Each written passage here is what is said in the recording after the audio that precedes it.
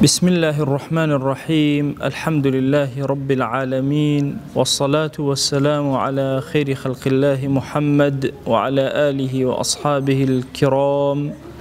وتابعيهم بإحسان إلى يوم الدين. ربنا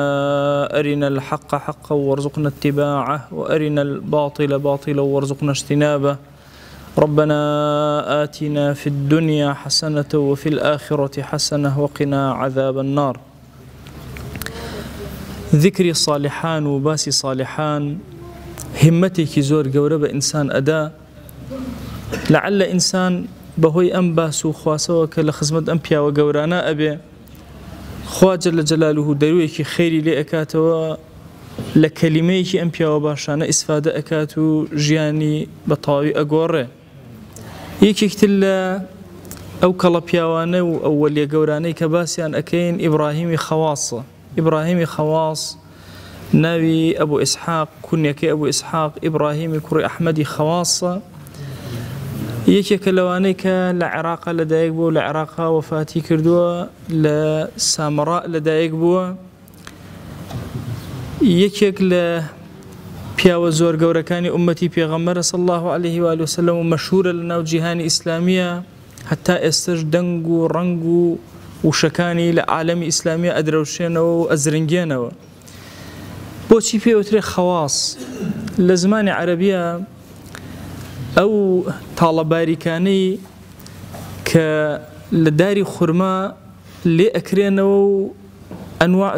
جوري بابلين سلو أوانيا لدروس أكري أو بيوتري خواص يكي لكار السركي كاني أمبيا وأمبو لجيانا هاتو أماني هوني وتو رخصتو فروشتويتي بويا مشهور بو با إبراهيمي خواص أفرمي همو جياني أو لسفروشتني أو أنا بويا لسر راي ماسي أمدو إشي هبو لأخير عمري الراي ماسي شواز ليه هناوة تنها وتنها أمي جيب جي كردوكا هاتو أم زنبي لوشتاني هرهم ترتيب كردو تشنيوة دواتر فروشتويتي. أبو عبد الرحمن سلمي أفرمي كان أوحد المشايخ في وقته بياوي كوندا قوربو يك الشيخي قوري الزماني خوي أوبو أفرمي هندي كتابي لو بيناوان نوسي ولا بيناوي بابلن أو فكري خوي وبرنامج خوي لباسي تزكية وتربية وزهدة لسالي دوسطو نوتو يكي كوتشي وفاتي كردو يكي يقول لوانيك هاوشاني جنيدي بغدادي بو پیاوێک بۆ لە پیاوە زۆر گەورەکان هاوشانی جونەیدی بەغدادی و گۆڕەکەشی هەر نزیکی جونەیدی بەغدادی لە بەغدا نێژراوە. زۆر ڕیوایەت لە خزمەت ئەم پیاوە گەورە کراوە باسی زۆر گەورە کراوە خۆی ئەگێڕێتەوە ئەفەرمێ باسی حبی حەقیقی ئەکا بۆ تەڵەبەکانی بۆ موریدەکانی ئەفەرمێ یەکێک لە موریدە نزیکەکانم ڕێگای لێون بوو چوو بۆ شوێنێک ئەفەرمێ سەیرەکە ئافرەتێک دانیشتووە قژێکی زۆر درێژی هەیە زۆریش جوانە هەڵێ کەم ئافرەتەی بینی بوو زۆر سەرنجی بۆ ئەم ئافرەتە ڕۆشتە بوو ئافرەتەکەش پێی وتبوو تبووی چیتە بۆ دوور ناکەویتەوە لێم بۆ ئاوا سیر مەکەی ئەڵێ ئەویش وتبووی کەیفە ئەذهب عنکی والكل مني مشغول بکی چۆن دوورەکەمەوە لە تۆ هەموو لاشەم فکرم عەقڵم هەمووی مەشغوڵە بە تۆ هەڵێ ئافرەتەکەش زۆر بەهێمنی ئەڵێ پێیوت ئەی داما و چۆن تۆ ئەوە متەئەسیر بووی بە من لەو ژوورەی ئەو دیوە لە پشتەوە ئەی سیرت نەکرد ئافرەتێکی زۆر جوانی لێ ئێمە هەمووان خزمەتکاری ئەوین ئەڵێ موریدەکەم یەکسەر لای کردبووە بۆ ئافرەتەکەی تر فەرموو بووی ئەڵێم ئافرەتە پێوت بوو هەرز بەما زانیم ئەی هاوار چەند درۆزنی کە ئەمە حوبی حەقیقینی ڕازگۆ نیت لەگەڵمە ئەفەرمێت لەمەوە دەرگایەکت بوو ئەکرێتەوە أفرمي للطاعة وعبادتها أجل لنا طاعتكتا لا تكردوا بو غير خدا الله بزان حبي حقيقي أبو خدا أفرمي أبكر قياس كأم مريدي من بصريا هاتوا أفرمي أم أفرتا بي وتبوي تو بيدواي حموش تيكي تو مشغولة بمنو كتي بيك هوا الله تكردوا بيك شتي بشوك بوم باس كردي لا تكردوا لكنەوەی ئێمە لە عیبادەتەکانە زۆر خەتەرە لە خزمەتی قورئان ئەی خەیاڵمان ئەچێ بۆ شوێنێتر لە نوێژە خەیاڵمان لە شوێنێترە ئەمە ئەمە نیشانەی ئەوەیە کە حبی حەقیقی لە دڵەکانە دانەمەزراوە. بۆیە خەواس ئەفەرمێ ئەگەر حبی حەقیقی لە دڵی تۆیە دامەزرا بەیەکی لە صادقین حسابەکری. صادق ئەو کەسەیە لە حضوری خوایە دڵی وەلای شتێکی تر ناڕوە، لە خزمەتی خوایە تەنها خوددا ئەبینێ. طبعا ئەمە مجاهدەیەکی زۆر گەورەی ئەوێ. بەڕاستی ئێمە بەتایبەتی لەم زەمەنی سەرقاڵی و مەشغەڵەتە زۆر و بینینی وێنەی زۆر و ئەوانە هەمووی کاریگەری دائەنێ لەسەر عەبدایەتی و تاعەتی ئێمە. بۆیە جاری وهەیە لە جوانترین کاتەکانی خواناسیتە سبحان الله یەکێک لە گوناهەکانیەتەوە زەینت. بۆچی ئەم حاڵەتە دروست ئەبێ؟ ئەفەرمووی یەکەم عولەما ئەهلی تەسەووف هەن یەکەمیانەوە عوقوبەی خوایە. یەکێ لە عوقوبەکانی خوا بۆ گوناه ئەوەیە لە گەرمەی عیبادەت تا ئەو گوناهەیەتەوە یادت. دوو، هەموو وێنەیە کە تۆ ئەیبینی شەیطان بەکاری ئەهێنێتەوە بەرامبەری تۆ، دروستی ئەکاتەوە بەرامبەری تۆ. کاتێک ئەزانی لەناو هەموو تاعەت و عیبادەتە ئەتهێنێتە دەرەوە، فکرت ئەبا بۆ شوێنێکی خەیاڵت لێەوە ئەباتە شوێنێکی تر، خۆت ئەگریتەوە ییتەوە ناو نوێژەکەت، هەم دەرەچیتەوە لە ناو نوێژەکەت. تۆ لە جەنگێکی زۆر گەورایی، لە مجاهدەیەکی زۆر گەورایی، لە جیهادێکی زۆر گەورایی. بۆیە ئەفەرمێ ئەمە سەرەتای حب و خۆشەویستیەکە لەگەڵ خوایە لە پەیامی ئێمە و لە بەرنامەی ئێمە دەست پێ ئەکە. خەواس زۆر پیاوی گەورە باسی ئەم پیاوە گەورەیان کردووە کە چەند ئینسانێکی عەزیم بووە. دەینەوەری مەمشادی دەینەوەری ئەفەرمێ ڕۆژێک لە مزگەوتەکەی خۆمە نازانم خەوم لێکەوت و بەخەبەر بووم. ئەفەرمێ وردە وردە پیان وتیان ئەمە وەلیەکانی خۆ هەموو لەم شوێنە کۆبوونەتەوە و شوێنەکە و پیانەوە تەل تەوبە، شوێنێکی زۆر بەرز بوو، شوێنی تەوبەکاران. ئەڵێ چوومە سەر ئەم شوێنە سێرم کرد، سێرەکەم لەم شوێنە ئیبراهیمی خەواس دانیشتووە. ئەڵێ پرسیارم لێ کرد سێر و بەلاوەت ئەی ئیبراهیم تۆ چۆن گەیشتە ئەم شوێنە بەرزە؟ ئێمە چەندێکە مجاهدە ئەکەین هەر لە خوارەوەین، ناگەینە سەر ئەم کێوە بەرزە. فەرمووی بخدمەتی الفقراء، خزمەتی ئەو فەقیرانەی دەوروبەرم ئەکەم خۆ ئەم پلە بەرزەی پێداوە. ئیبراهیمی خەواس یەکێک لە کارە زۆر گرنگەکانی خزمەتکردنی ئەو فەقیر و فقڕای دەوروبەری بووە. فقڕا لای ئەم معنای تەنها ئەوە نیە فەقیری مادی، ئەفەرمێ ئەو کەسانەی فەقیرن بۆ لای خوا، ئەو کەسانەی فەقیرن لە حضوری خوایە جەل جەلالوه زۆر گرنگی پێداون. هەموو ئەوانەی کە سەرەتا کاریان دەست پێ کردووە. ئیبراهیمی خەواس طەبیعەتێکی هەبووە، ئەو تەڵەبە و موریدانەی کە هەیبوون هەمیشە هەر کەسێک تازە چوو بێتە لای ئەو لەگەڵ ئەوە وردەوردە دەستی پێ کردوێتەوە بەرنامەکەی. ئەوە نەبوو بڵێ بەخوا من لەم پلایەکی ترام باەکە لە خەلیفەکانەیەکە لە تەڵەبەکانی تر، ئەفەرمێن لەگەڵ هەموو دانەیەکە وردەوردە سەر ئەکەوت،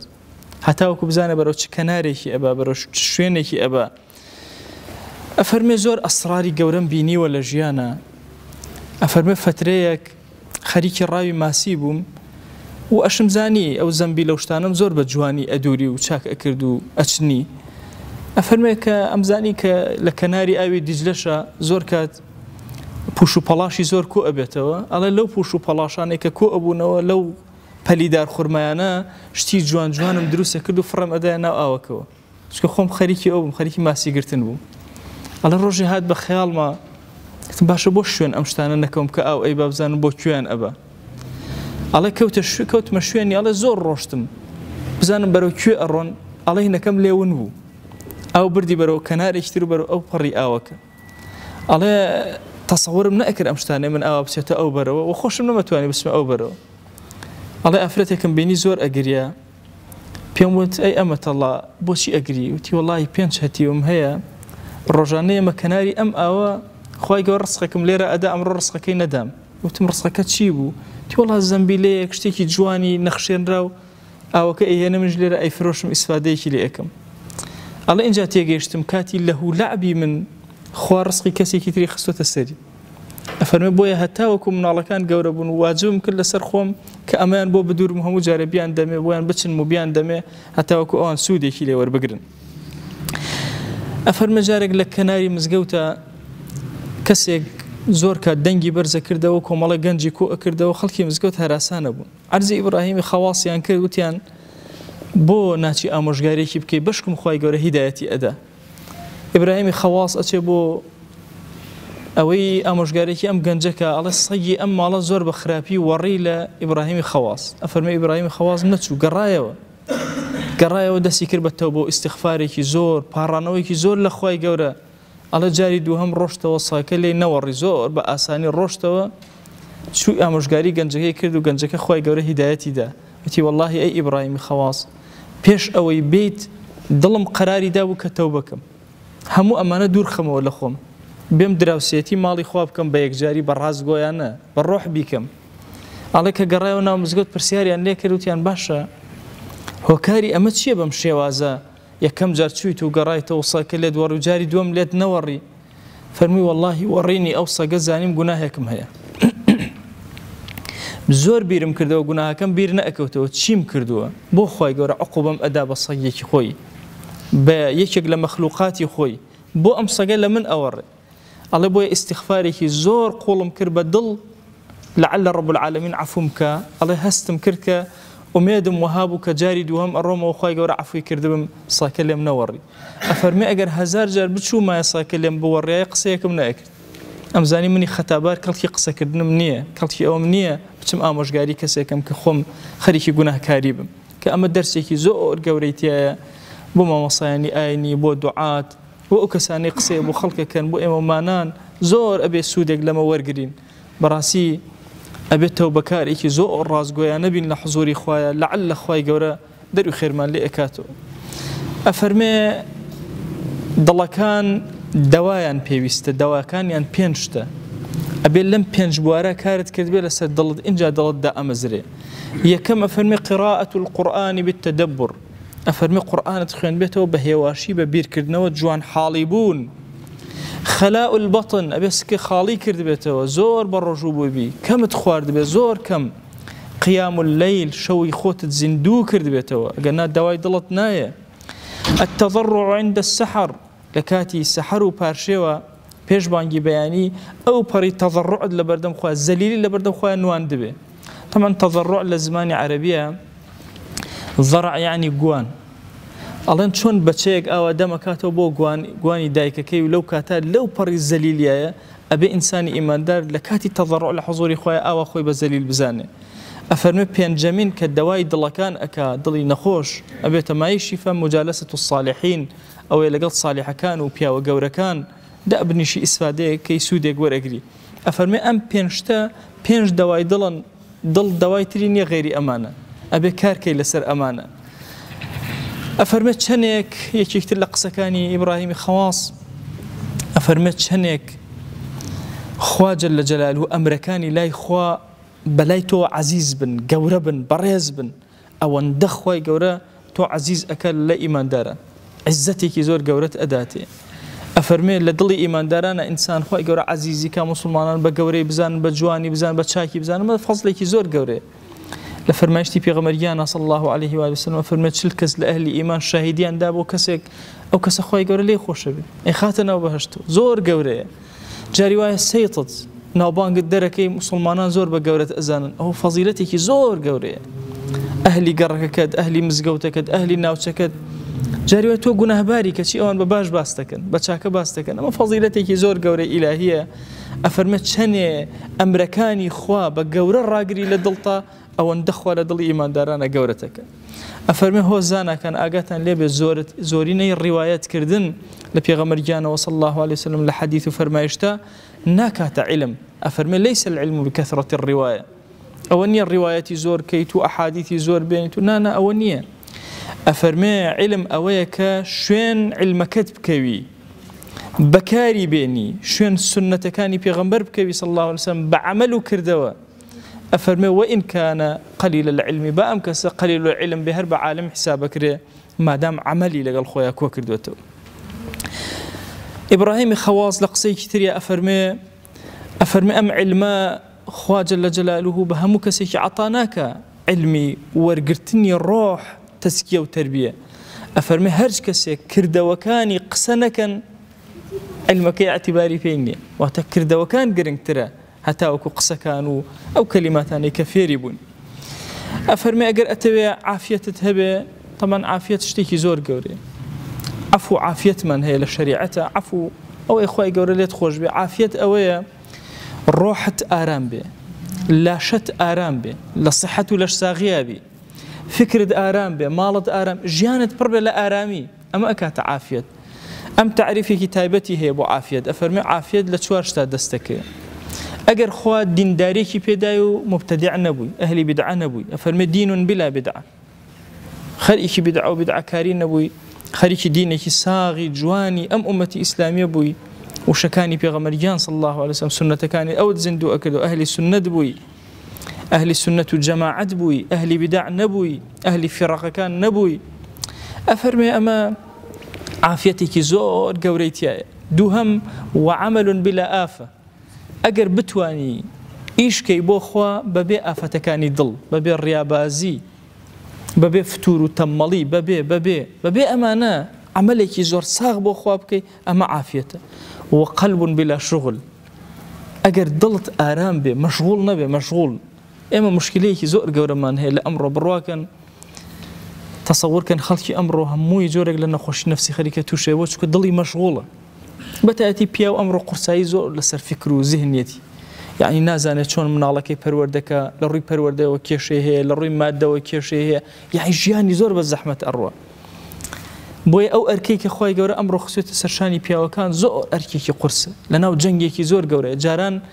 ئەگەر مەسەلەن دەوڵەتی موسڵمانان و خلافەتی موسڵمانان هەبوایە، ئومەتی ئیسلامی لە ئاستێکی زۆر بەرز و باڵا خۆی ئەبینیەوە. تۆ زۆر ماندوو نەبووی بە پەروەردەی مناڵەکانتەوە، چونکە مجتەمع و کۆمەڵگا مجتەمعێکی ئیسلامی بوو.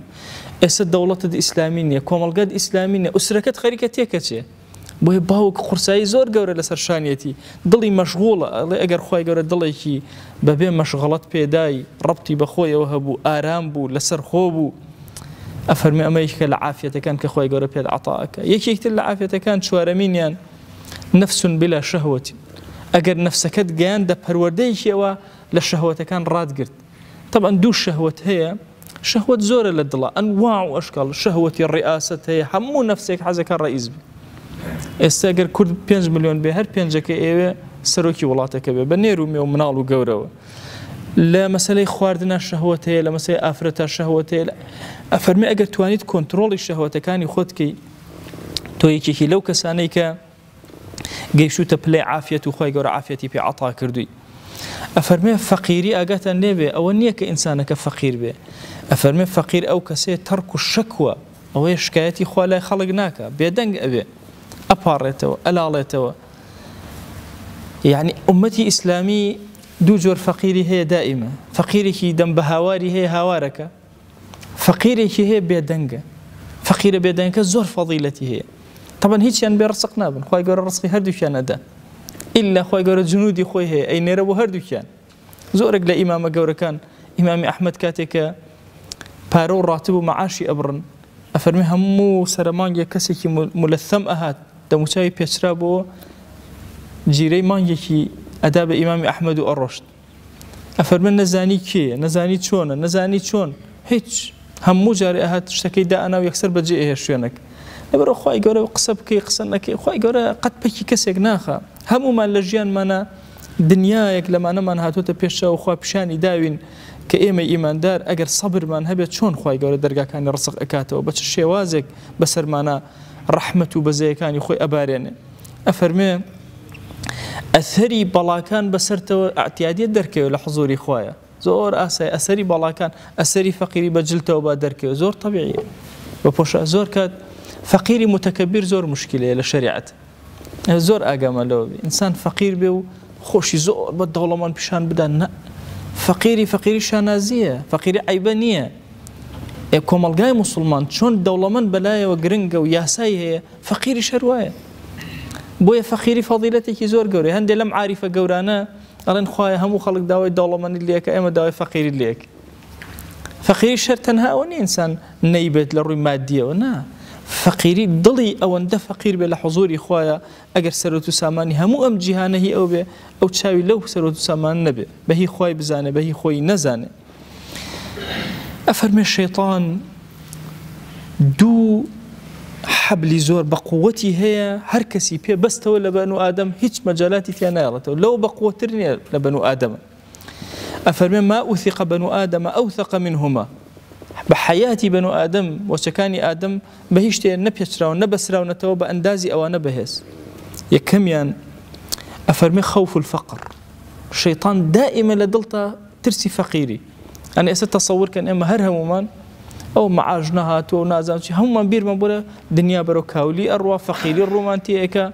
دفرم أو باران جوان أخوي قالوا لهم صالة بوي باران دون صالة بوي باران دون لأنه أمهم الزحمة أو هم الرحمة أزان أمصار بركتي قوري كاتك نوروز كوتو تمانجر رمضان وأم هرمي كل سنة أمن دد جوانا جنجكاني كسي ناتشة تدرو كسي خوي توشي جناه هناك زانو لا إخوات شان قوري جناه راقرتن لسر زيات شان عظيمة هموشي حزي كردو برا بلام هموشي خوي راقرتو هموشي بيوندي لقال خويا نفس راندو أو فضيلتي كي زور قوري أو بتماعي بركتي كي زور قوري بالشيطان يعيدكم الفقر دائما وادي أكا خمي فقيريت من على كان خمته هيج نبي بيخون كورا كيما باكو دايك تشيوي يعني تشي داو بتو أي همو أويك هاتا همو هدايك باكو دبو لا والله همو إلى سرقة كان يخوي هريك خوالة لا يك ورزقي أداء أم رزقي سرزوية لسر باوك النية نحن نرزقكم وإياه خوالة قرآن فرمي إما رزقي إيه وجدينه من على كان يشتان هيج غمي ودنبي وخوا وتشكان مشون درجة لو فقير بن أو كي كاريتوه كاريتو أو إلا أمره يا توب زاني شون وتشكان لسر بروديك الصحيح ناهي برسيبنا تصور كان جاري وهاي باوك فكري بو أروا وشي وتشكاني شون بالجين دليك الربي دردسي خوا جل جلاله زان خواي قالت شون إيش كان ركخا شوني أبا بريوا زور باوكي فقير هي وأولاده كاني زور دولمن زور باوكي دولمن وتشكاني زور فقير ولا تنبو إيش كبدسي خوايا تسليم رب العالمين أفرمي كمين بس نوي شيطان بريتيلا ترسي فقيري دوها من طمع لإنسان زور قوري يعني في غمريان صلى الله عليه وسلم أفرمي يك وادي طبعا وادي لزماني عربية بتصور دشتك حتى كيو تشاو بركة وبيوتي وادي أما الكردية خوما ليش يعني والله دولك والله وادي قورتر للدول يعني تقول شوينك حتى تشاو بركة تايكوي بركة أو هم بيوتري وادي أفرمين أجر يك وادي أو أن دعالتوني هبه طمع أكلويك دو أو أن ده هبه وادي دو مي هبه سهم هبه شوارع بينجم وكره وزنه هن طاو نابي إنسان بويا عقل أويك بأندازكي خوي سنوركي خوي قناعت أكات كأن قناعتك بس من أويك كارو كسابدنك نا كارو كسابتي خويك أهلي بازارهم دلكي قناعتي كردو بو سنوريك خوي جورا بي عطاه كردو بو توزيك خوي جورا بي داوا كوتا قصي أمبيا وجورك لخدمتي أبين أفرمي كور زور أجاتن لجناها كان بيه أفرمي يكمن هنجاو كأتوي هنجاو بني بو جناه أفرمي أليرا بس رقي لجناها بالنجاة أبي بس رقي لو جناها بحالي خود ببين رو أجر أم جناها كي تشيد شن لا يخوا دورة كبيت وشن أفرمي نجاة أبي أفرمي أجر بوبا وسوسة لدلتا يتدلت حزي لي أكردو بيري لي أكردو أفرمي أوبا مجاهدي كي زور جورا نجاة أبي جن كي لقال نفسي خوتا شر كي حول بدي دي حتى أكون راجيري أكي أفرمي أجر بوبا الشهود لتويا بالابو لتويا ورد أبي داري شي جورا أوكاتا أم جناها لتويا أفرمي أوكاتا أبي عقلت أبي علمت أبي هولدانت ببيان هرهم محاولات يخد بخيت قر إن جا نجاة أبي وأفرمي عقل أوكاسي لهنجا وكان يا جناها كان رأجري لو وسوسة رأي أجري نكاتي كتشكري كدو جوربو دواي علاج ناكري طبعي إنسان أو هاي جناهي كم أكا على كل بعدها مش كم دواي توبة كم سهم كاتي أزاي تشكري أكا كاتي أزاي بيت الداري كي جورا للدلا دواي علاج ناكري دواي بزور بالزحمات لقل يا ماما الله أكري الأخير عمري يا أمبيا وجورا توشي نخوشي ميزة شركة أبي أفرمين دزنجي بيرانا أجر لهمون نرجع كأسو دزنجي أجرت أفرمي أو روجي كوفاتي كرت أسو دزنجي أجرت أهاد نرجي أكرت رأي أكر أسو دزنجي كتير أكرت أهاد نرجي أكرت أفرمي لجاري كان لنرجع كهستا أسو دزنجي بقول لو بين وفاتك أم بياوي خيل بياو زور جورا كاني أمتي إسلامي كفخر بأمتي إسلامي كلمات كاني أزرنجيت ولا جهاني إسلامية استئم إخوين والسودي لور أجرين إما خو من دايبر أم كلماتنا لعل أم كلماتنا نشتر قريما أكا برو خواناسي من أبا برو طاعت من أبا برو عبداتي من أبا خوايجان لد أبارينا ولد ألالينا ولا سرجم قناها كان من مبورة يا أكرم الأكرمين خوای گناه به اشکرا کردومان عفومان که گناه به پنهان کردومان عفومان که گناه نمان زانی کردمان عفومان که گناه زانی من و زیاد روی من کرد عفومان که خوای لگناه کلمو پیش کردومان لیمان خوش به گناه لمو دعای کین و فریای توبه ناکوین عفومان که یا ربی خوای جان بزی و رحمتی خود بسر مانا ببارنا عفو عافیتی خود بسر مانا ببارنا ایمان من دام زراو که یا اکرم الاکرمین یا ربی خوای لم زمانی فتنه خوای خو من ادین دسی تو خو من چاره نفسی خو من ناکین الهی تو چاره من که یا اکرم الاکرمین تو دروس من که با دینکت یا رب العالمین تو بهز من که با خدمتی دینکت یا اکرم الاکرمین خوای جان علم من زیاد که عمل من زیاتر که یا الهی داود لیکن اخلاص من پی عطا که ساغ من کرو بو خود لرازگویان حضور خود حساب من که یا الهی داود لیکن للصالحین حساب من که قبول من که بكلمات أنبياء وقورانا يا إلهي دروس من كبو دينك يا رب العالمين إلهي أمتك بيغمر صلى الله عليه وسلم لزحمتك زور قوران أمره يا إلهي بهانا أهل غزة وورا يا إلهي درقا كان خير بسريان أبكروا يا إلهي داوال ليك نصرتي خوتيان بو بنيرا يا ربي خويا وسيلة كان الدنيا هرهم ويطوابوا تنها وتنها شوما لا أسمان كان يا إلهي رحمتي خود بسريان أببارنا پروردگارا لد أبارنا ولد ألالينا والصلاة ودلي أما بقينا بيغمبر صلى الله عليه وسلم يكنا وما لخزمتي بينا يا إلهي صلوات ورحمات خود بسري أببارنا رضواني خود يا إلهي بسري أببارنا پروردگارا رضواني خود بسر أصحابي بيغمبر صلى الله عليه وسلم ببارنا رحمتي خود بسر علماء وأولياء أم أمتا ببارنا إلهي لقناهي دايكو باك من ببورا لقناهي خشكو براكان من ببورا لقناهي خزان وهاوسر ومنال وشمان ببورا يا إلهي لقناهي هاولان ودوستان من ببورا لقناهي ما مصاب قتابي من ببورا يا إلهي هركز ما فيكي بسر مانوي لقناهي ببورا ظلم من لهر مسلمان كردو خوائي لقناهي ببورا يا إلهي داوال لي أكين بقوري ورحمتي خود لقناهي همو أمتي بيغمبر صلى الله عليه وسلم ببورا يا إلهي داوال لي أكين زور أوانيك وفاتيان كردو بكسن هيج كسجني دعايا بوبكا وإما ليرو دعايا بو أكين يا إلهي لقناهي همويان ببورا يا رب العالمين ليان خوش يا أكرم الأكرمين يا إلهي لد أبارنا ولد ألالينا وبرحمتي خوت وبزي خوت وبكرمي خوت رحمتي خود بسر من أداب بارنا قبول من بدر إلى أسمان كان قبول من بدر إلى الزوي إلهي قرفت كان من شار سرك ضل من آرامك مال من آرامك ولات ونشتمان من آرامك قوركان من آرامك زندبونو من آرامك محاسب من آرامك يا أكرم الأكرمين بآرامي لبهشتك خوتا سقام جرمانك يا رب العالمين إلهي داوات لي أكين أو من بحال مال دارك أو من بمنال منالي بعطاك أو من بمنال منالي صالحك أو من قرزار قري سرشاني سوك أو من كم رزق رصي حلال زيادك خواي أو أن حلال من بدر محتاج حرام نبي يا رب العالمين يا إلهي أو من نخوش الشفاء ببنيرة خواي الشفاء ما ببنيرة أو نخوش عنيك أي زانين أو نخوش عنيك ناي زانين يا إلهي لا شيء ساغ من بدر وشفاء ما ببنيرة يا رب العالمين يا إلهي زليل سرجاق من مكة زليل دسي مروفكان من مكة محتاج دسي نامرد من مكة زليل دسي ظالمان من مكة زليل ناو سجنكان من مكة يا إلهي مصيبة مخرنا ودين مانا ويا أكرم الأكرمين يا ربي خواه دين من بارزراوك إيماني خلقي كردستان خواه بارزراوك يا إلهي عقيدة من ساقك ضل من يقلاك روبو خوت يا رب العالمين يا إلهي لت أبارنا لت ألالينا بركتي خود بسر جيان مانا ببارنا بسر مال ومنال مانا ببارنا بسر أمتي بيغمرا صلى الله عليه وسلم ببارنا إلهي بركة بخرنا وبازار كان مانا وبركة بخرنا ومر مالات مانا وبركة بخر ناو زي زرعات مانا خويا بركة بسر آوكان مانا ببارنا بير كان من برآوك كان يا وكان من هالقلاوك يا إلهي داود لي أكين بركاتي أسماء وزي بسر وظيفة وراتب مانا دا ببارنا يا إلهي لد أبارنا ولد ألالينا وبرحمتي خود